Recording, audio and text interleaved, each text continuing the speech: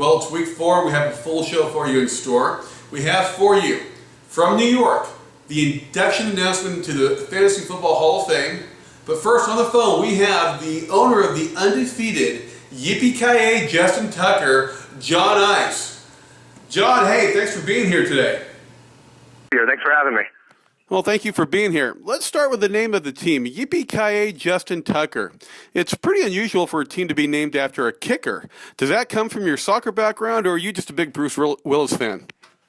You know, good question. I obviously haven't done so well in the past couple of years in this league, but big diehard fan, and I think it fits it well. I've got my sights set on, first of all, not dying, and second of all, winning this league this year. Well, there's nothing wrong with dying hard, or anything hard for that matter. You said it. Okay, so the question on everybody's mind this week, and I got together with some of the guys in the league this past weekend, and your name came up a lot. How was it you pulled off a win without a quarterback or one of your running backs? You know, that's a great question, and I asked myself that quite a few times. Is how do you how do you start two of your best players that are hurt and still come up with a W? And I don't know if it's that my team is that good or it's that the Chodeskins are that bad. But, I think it's probably that the Chodeskins are that bad. And looking ahead at this week's schedule, I see Rockpile has the Chodeskins next. And my advice to Ryan would be, hey, take your best players, sit them on the bench. You'll still be okay. Probably walk away with a W, my friend. Well, that if he had only employed that last week, he might have got the win over me. But so you realize if you had a full roster, you would have been first overall in total points right now as well. Yeah, I guess that's what I get for going out of town and not having any reception. But, you roll the dice, and I think this team's got a lot of firepower, and we'll see what we can do these next few weeks. Okay, is there any chance we can get you to use that strategy again this week against Living on a Prayer?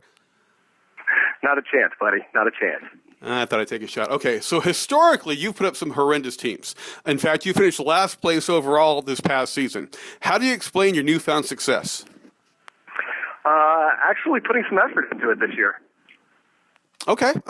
Now, what do you see coming out of both your brothers, Graham and Jacob, for the rest of the year?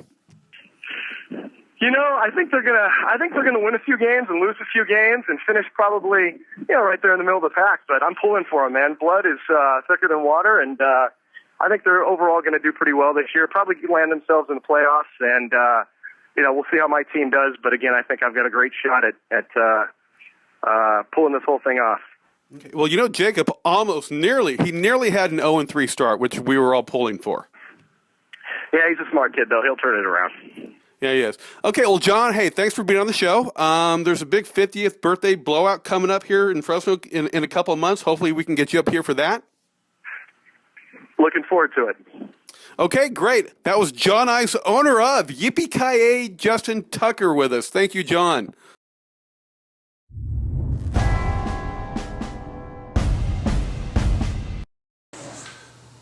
Okay, from what I understand, Commissioner Goodell is about ready to take the stage and make the announcement. I understand that both Mike Gong and Brian Pierce have made the trip to New York.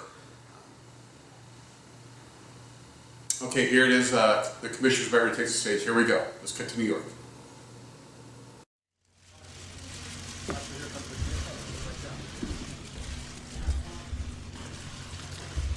Okay, good afternoon. Thank you all for coming today. I'd like to announce for induction into the Fantasy Football Hall of Fame, Brian Pierce. Wow, there it is. Brian Pierce, Fantasy Football Hall of Fame. Congratulations, Brian. 3 championships, well deserved. I'm sure your brother Rob will have something to say about this, as he has something to say about everything. Hold on. I understand that Buck is up on stage right now, and he's getting his gold jacket. So let's take a look.